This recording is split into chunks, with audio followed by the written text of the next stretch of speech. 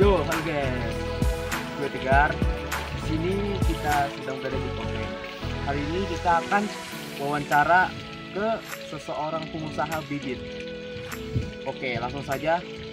Gimana keasikannya? Tentu lanjut kita. Oke, sekarang kita berada di tempat penanaman bibit sini. Sekarang kita bersama ibu siapa? Ibu Eni. Oke, dengan ibu Eni. Oke, mengapa ibu memilih untuk usaha bibit ini? Karena di daerah pegunungan itu kan mayoritas petani, Mas. Jadi kalau bibit itu udah otomatis sudah banyak pangsa pasarnya, tidak ada yang ngambil, jadi udah resikonya itu sedikit gitu. Oke, sejak kapan ibu memulai usaha ini? Sejak tahun 2014.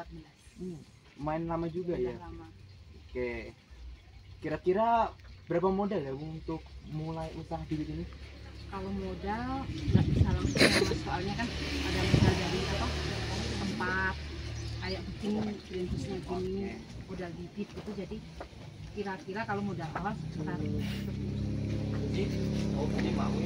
Oke, menurut pengalaman ibu selama usaha bibit ini, faktor apa saja yang menyebabkan kegagalan ini? Kegagalan biasanya faktor cuaca. Kalau faktor cuaca biasanya kan ini tanaman sering pada rusak, nggak sesuai harusnya. Apakah ada suatu hari yang menyebabkan kerugian besar yang dialami oleh ibu? Banyak, Mas, sering kayak gitu juga. Misalnya kalau bibit udah diambil sama pembeli tapi sampai di sana rusak, kita harus ganti kayak gitu. Kadang kalau kayak gini udah ditanam kayak gitu, Mas, tapi nanti tiba-tiba mati. Oke, jika ada saingan atau tempat usaha yang sama seperti ibu, mungkin ada sedikit penurunan dari ibu. Bagaimana cara mengatasinya? Cara mengatasinya, jadi cara kita itu menjadi kalau ada orang beli gitu, pelayanan itu kan bisa ditingkatkan, kayak kualitas bibitnya harus lebih bagus, jangan besar kecil dicampur gitu ya.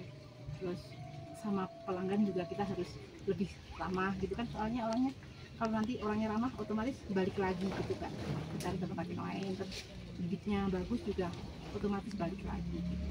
Terus kan kalau kayak di pendidikan kayak gini udah punya langganan, jadi kalau kayak saingan-saingan itu udah kayak nggak ada gitu ya, tipis gitu loh, nggak banyak saingan gitu. Oke, kira-kira berapa persen dari keuntungan dari usaha bibit ini? Kalau usaha ini kira-kira sekitar 50%. Oke, juga ya. Dipotongkan nanti buat tenaga karyawan gitu, buat beli pupuk lagi, buat beli pupuk lagi gitu, kita dapat 50%. Oke, menurut ibu usaha ini cocok nggak untuk jangka panjang? Sekali. Iya, sekali. Soalnya kalau kayak pembibitan gini kan nggak ada putusnya gitu. Tiap tahun tetap ada terus gitu. Petani-petani ambil bibit sayur. Menurut dari ibu sendiri ada nggak tips-tips untuk anak pemuda yang ingin mulai usaha ini?